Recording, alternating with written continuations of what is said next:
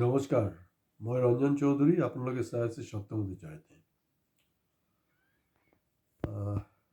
আজি মই ভিডিঅ'টো কৰাৰ ঠিক আগমুহূৰ্ততে এটা মেছেজ পালোঁ আমাৰ একজন শুভাকাংক্ষী বা আমাৰ ছাবস্ক্ৰাইবাৰ একজনৰ পৰা। তেখেতে কৈছে যে একচুৱেলি আপুনি চেষ্টা কৰি আছে সমাজৰ প্ৰতিটা ইছ্যুক দাঙি ধৰাৰ কাৰণে, আৰু বহুত বেছি আপুনি চিন্তিত মানে বৰ্তমান সমাজক লৈ। তো গতিকে এইবিলাক লৈ বহুত বেছি চিন্তা নকৰিব, কাৰণ এতিয়া এনেকুৱা হ'ল যে নিজৰ ফেমিলিৰ মানুহে নিজৰ নহয়, তেনেকুৱা এটা সমাজত আমি বাস কৰি আছোঁ। যি নহওক, মই ছাবস্ক্ৰাইবাৰজনৰ নাম ইয়াত উল্লেখ কৰিবলৈ খোজা নাই, প্ৰাইভেচিটো মই থ'ব বিচাৰিছোঁ, কিন্তু জাষ্ট মই ষ্টাৰ্ট কৰাৰ আগতে বস্তুটো পাইছোঁ। তো তেখেত মোৰ কাৰণে চিন্তা প্ৰকাশ কৰাৰ কাৰণে তেখেতলৈ ধন্যবাদ দিছোঁ। কিন্তু যিহেতু আমাৰ চেনেলৰ নামেই সত্যমতী জয়তে, আৰু মই একেবাৰে চিধা চিধি খাৰাংখাজ কথা বতৰাবিলাক পাতোঁ, তো মোৰ জীৱনৰ অন্তিম সময়লৈকে যিবিলাক মোৰ চকুত পৰি আছে, যিবিলাক মোৰ দিমাগত খেলি আছে, সেই কথাখিনি যদি নোকোৱাকৈ মই পৃথিৱীৰ পৰা গুচি যাওঁ, তেতিয়াহ'লে বহুত অন্যায় হ'ব। সেইটোৱে মোৰ একমাত্ৰ প্ৰয়াস। তো যি নহওক, মূল কথালৈ যোৱাৰ আগত আকৌ আপোনালৈ বিনম্ৰ অনুৰোধ কৰিছোঁ, আপোনালোকে ইতিমধ্যে ভালে সংখ্যকে আমাৰ ছাবস্ক্ৰিপশ্যন এনৰোল কৰিছে, আপোনালোকে ছাবস্ক্ৰাইব কৰি আছে। গতিকে সচেতন মানুহৰ সংখ্যাও যে দিন বা দিন বৃদ্ধি হ'ব, তাক লৈ আমাৰ কোনো সন্দেহ নাই, যিটো কাৰণে আমাৰ চেনেলৰ ছাবস্ক্ৰিপশ্যনটো বাঢ়ি আছে। অলপতে আপোনালোকে জানেই যে ধ্ৰুপদ ভাষাৰ স্বীকৃতি হিচাপে অসমীয়া ভাষাতকো স্বীকৃতি দিয়া হৈছে, বেংগলীক দিয়া হৈছে। ইতিমধ্যে ইয়াৰ আগতো কেইবাটাও দিয়া হৈছে।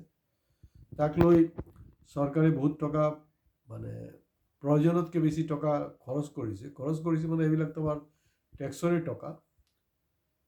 যি নহওক, দেখা গৈছে এতিয়া অনাঅসমীয়া এটা সংগঠন ডিগবৈ ৰিফাইনাৰী, যে নাম ডিগবৈ ৰিফাইনাৰী বুলি লিখা আছে, ইংলিছত লিখা আছে, এইটো অসমীয়াত কেলৈ লিখা হোৱা নাই, এই তেনেকুৱা এটা বিতৰ্ক ডিগবৈত চলি আছে।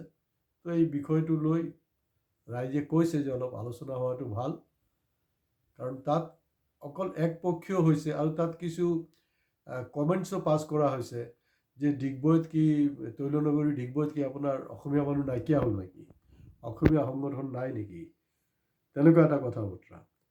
একচুৱেলি অনাঅসমীয়া এটা সংগঠনে এই প্ৰশ্নটো উত্থাপিত কৰিছে, এইটো ভুল নহয়। ইয়াত অসমীয়া অনাঅসমীয়াৰ কোনো সংজ্ঞা বুলি একো নাই। যাৰে জন্ম অসমত হৈছে, ইয়াতে থাকে, ইয়াতে মৃত্যুৰ কাৰণে সাজু, ইয়াত বতাহ খায়, পানী খাই আছে, ইয়াৰ সাংস্কৃতিক লগত মিলি গৈছে। তো গতিকে মই নিজেও বিলিভ কৰোঁ তেওঁলোকে প্ৰকৃততে অসমীয়া, আৰু তেওঁলোক এইটো কনচাৰ্ণ হৈ কৰিছে। নাজানো, তেওঁলোকৰ হয়তো পাৰ্চনেল কিবা এজেণ্ডাও থাকিব পাৰে। কিন্তু মই ক'ব খুজিছোঁ যে ডিগবৈ ৰিফাইনাৰী এইটো অসমীয়াত লিখা নাই, ইংলিছত লিখা আছে।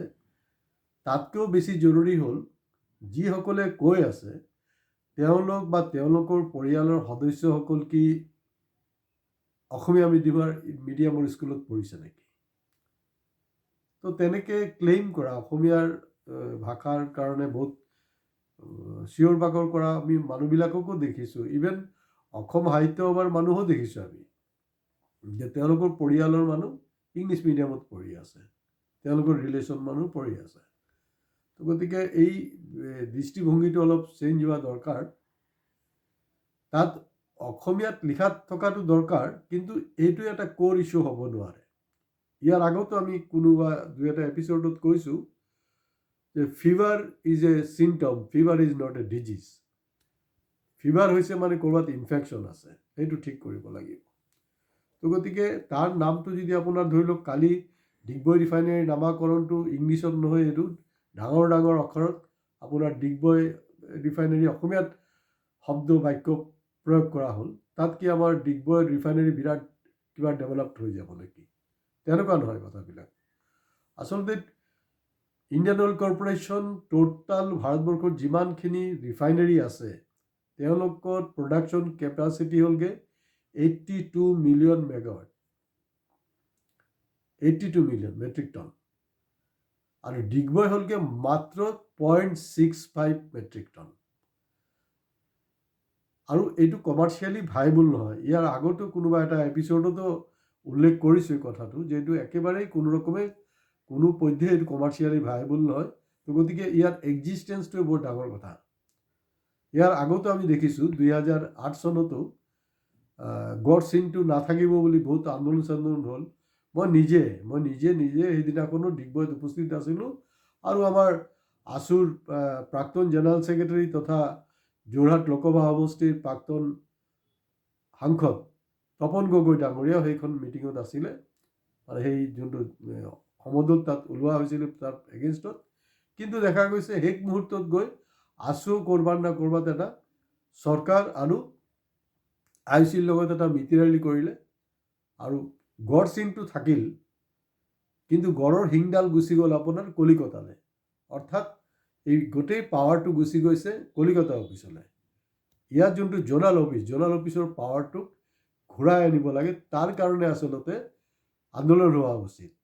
যোনটো অৰিজিনেল আমাৰ ডিগবৈ জোনাল অফিচৰ ক্ষমতা আছিল, সেই ক্ষমতাটো কলিকতাৰ পৰা ইয়ালৈ ঘূৰাই আনিব লাগিব। অকল ইয়াত ঘূৰাই আনিলে ইয়াৰ সমস্যা সমাধান নহ'ব। আৰু আজিৰ দিনত এটা ৰিফাইনাৰী কমাৰ্চিয়েলি যদি ভাইবল হ'বলৈ হয়, সেইটো কমচে কম 8 to 10 মিলিয়ন মেট্ৰিক টন তাৰ প্ৰডাকশ্যন কেপাচিটি হ'ব লাগিব। ডিগবৈতকৈও দেৰিকৈ সৃষ্টি হোৱা নুমলীগড় ৰিফাইনাৰী চক, তাতো তেনেকৈ হ'বলৈ গৈ আছে। আৰু আমি যিমানটো গম পাওঁ, বঙাইগাঁও ৰিফাইনাৰীও অলৰেডি 4 মিলিয়ন মেট্ৰিক টনৰ আশে পাশে আছে। তো ডিগবৈ সেইটো বৰ নেগলিজিবল এটা পজিশ্যনত আছে। তাৰ কাৰণে একজেক্টলি ফাইট কৰিব লাগে। আৰু ভাষা আৰু যদি প্ৰতিবাদ কৰিবলৈ আছে, আমাৰ কথাটো হ'ল যদি প্ৰতিবাদ এইটো এটা জেনুইন এটা স্বাভিমানী অসমীয়া হিচাপে যিকোনো মানুহে এইটো উত্থাপিত কৰিব পাৰে, কৰক, তাত কোনো বাধা নাই, আমি স্বাগতম জনাইছোঁ। কিন্তু প্ৰতিবাদটো IOC গেটৰ সন্মুখত কেলে প্ৰতিবাদটো হ'ব লাগে? কেলে তাত দেখোন বিধায়ক সুৰেন ফুকন ডাঙৰীয়া নহয় জানো? সুৰেন ফুকনৰ যোনটো কাৰ্যালয় আছে বা তেওঁৰ যোনটো গৃহ আছে, তাত গৈ প্ৰতিবাদটো হওক। তেওঁলোকতো এই অসমীয়াক যে ধ্ৰুপদ ভাষাৰ স্বীকৃতি দিছে, সেইটোক লৈ বহুত লম্ফচম্ফ মাৰি আছে, তাত গৈ কৰক। এই বিষয়টো লোক কেন্দ্ৰীয় মন্ত্ৰী তথা আমাৰ ডিব্ৰুগড় লোকসভাৰ সাংসদ সৰ্বানন্দ সোণোৱালক এইটোক লৈ প্ৰেছাৰ এটা সৃষ্টি কৰা হওক। সেইবিলাক নকৰি মাত্ৰ 0.65 মিলিয়ন মেট্ৰিক টনৰ কেপাচিটিৰ এটা ৰিফাইনাৰীৰ সন্মুখত এই ধৰণৰ ইছ্যু সৃষ্টি কৰি দৰাচলতে আচল যিবিলাক সমস্যা, এই সমস্যাৰ সমাধান নহ'ব। এই মুহূৰ্তত দৰকাৰ যে ডিগবৈ ৰিফাইনাৰীৰ যোনটো জোনাল অফিচৰ পাৱাৰটো কলিকতাৰ পৰা ঘূৰাই অনা, আৰু ইয়াত এটা গণ আন্দোলনৰ প্ৰয়োজন, যে যিটো আন্দোলনে ইয়াত যাতে ইয়াৰ শোধন ক্ষমতা, প্ৰডাকশ্যন কেপাচিটি যাতে বঢ়াব পাৰে, তাৰ কাৰণে যত্ন ল'ব লাগে। আৰু কিছু সংখ্যক দেখিছোঁ মানে জ্ঞানী গুণী মানুহ আছে, কিছু সংবাদকৰ্মীও আছে, তেওঁলোক অকল IOCৰ পৰা তলে কেনেকৈ এডভান্টেজ ল'ব সেইটো ধান্দাতে থাকে।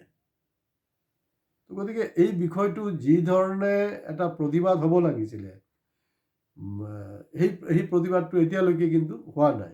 গতিকে তাৰ সেইটোৰ কাৰণে প্ৰয়োজন আছে। আৰু যদি খুব বেছি এই ধৰণৰ মানে যিবিলাক মানে বেচলেছ ইছ্যু চিঞৰ বাখৰ যদি কৰি থকা হয়, যোনটো মানে লৰাই কৰাৰ যোনটো মানে পদ্ধতি, এই পদ্ধতিৰ মতে যদি আমি আগবাঢ়িব নোৱাৰোঁ, তো ডিগবৈৰ একোডাল নহ'ব। ডিগবৈ ৰিফাইনাৰী চাব কোনোবা দিন ৰাতিপুৱা উঠি যে ডিগবৈ ৰিফাইনাৰী শ্বাটডাউন কৰি দিছে IOC কোম্পানী। কাৰণ এইটো থকা নথকা ইণ্ডিয়ান অইল কৰ্পৰেশ্যনৰ কাৰণে কোনো ছাবজেক্টেই নহয়।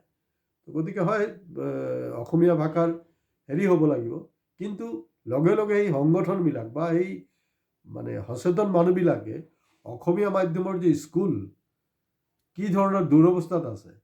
অসমীয়া মাধ্যমৰ স্কুলত দেখা গৈছে এনেকুৱা হেৰি আছে যে 100জনতকৈ বেছি ষ্টুডেণ্ট থকা হেৰিত আপোনাৰ 1জন টিচাৰ, যিটোতো আপোনাৰ ইণ্টাৰনেশ্যনেল ষ্টেণ্ডাৰ্ড বাদেই দিয়ক, ইণ্ডিয়ান এডুকেশ্যন ষ্টেণ্ডাৰ্ড যোনটো, সেই ৰেচিঅ'টো কিন্তু আপোনাৰ তাত টিচাৰ নাই।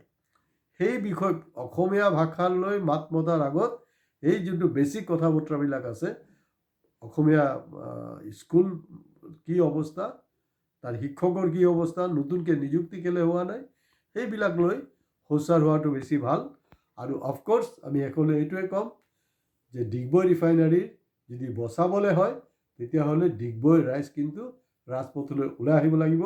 নহ'লে দুদিন পিছত এই কিবা না কিবা এটা বাহানা লৈ এই আন্দোলনৰ নামত আন্দোলন হ'ব, কিন্তু একো কোনো কামেই নহ'ব। আৰু ফ'কাছ পইণ্টটো হ'ব লাগিব আপুনি কাক প্ৰেছাৰ দিছে। আয়ুষে একোডাল কৰিবলৈ নাই। আয়ুষিৰ কি আছে? স্থানীয় বিধায়কক ধৰক, অসমৰ মুখ্যমন্ত্ৰী ধৰক, ইয়াৰ সাংসদক ধৰক, তেওঁলোকক চাৰ্জ কৰক। আৰু ইয়াৰ আগতেতো দেখিলোঁ যে আমি কেন্দ্ৰীয় ৰাজ্যমন্ত্ৰী আপোনাৰ অইল ইণ্ডাষ্ট্ৰীৰ ৰামেশ্বৰ তেলী ডাঙৰীয়া, তেওঁতো একদম আৰামত ইমানটা তেওঁ দুইটা কাৰ্যকাল একদম বঢ়িয়াকৈ ইয়াত পাছ হৈ গ'ল। হাঁহি থাকিলে, চেলফি মাৰিলে, ডিগবৈৰ মানুহো চেলফি মাৰিলে লগতে। তো তেনেকৈতো কাম নহ'ব। য'ত প্ৰেছাৰ দিব লাগে তাত দিয়ক। আৰু এইটো অকল যে মই জানো আপোনালোক নাজানে, এইটো হ'বই নোৱাৰে। চবেই চব বস্তু জানে। আৰু সেইটো কাৰণে হয়তো মই ভিডিঅ' ষ্টাৰ্ট কৰাৰ আগত মই যিজন মোৰ ছাবস্ক্ৰাইবাৰৰ পৰা এটা মেছেজ পালোঁ যে এতিয়া নিজৰ পৰিয়ালৰ ফেমিলি মেম্বাৰৰ মাজতে একজনৰ কথা চিন্তা নকৰে, গতিকে আপুনি ছ'চাইটিৰ কথা কেলৈ চিন্তা কৰি আছে? এইটো মনত পৰি আছে ঠিকেই, মই যে কথাবিলাক পাতি আছোঁ, কিন্তু মই ভাবোঁ যে এইবিলাক লৈ আপোনালোকে একবাৰ চিন্তা কৰিব। এনেই নিজৰ মই ডিগবৈবাসী, মই ডিগবৈয়ান বুলি গৰ্ববোধ কৰি লাভ নাই। ডিগবৈত যোনটো ৰিফাইনাৰী সঁচাকৈ এইটো সংকটত আছে, তাক কেনেকৈ আৰু ইম্প্ৰুভ কৰা যায় তাৰ কাৰণে যত্ন লওক। আজি ইমানতে শেষ কৰিছোঁ, কিন্তু আকৌ ক'ম যে আপোনালোক নিশ্চিতভাৱে আমাৰ চেনেল ছাবস্ক্ৰাইব কৰিব আৰু আপোনালোক আমাক এজেণ্ডা দিব। আমি আগতে কৈছোঁ যে আমাৰ ষ্টুডিঅ'খন হ'লগৈ ৰাইজৰ ষ্টুডিঅ'। তো ৰাইজ ঠিক কৰিব যে কোনটো বিষয়ত আমি আলোচনা কৰিম, তেতিয়াহ'লে আমাৰ কাৰণে ভাল আৰু এইটোত ৰাইজে উপকৃত হ'ব। ধন্যবাদ।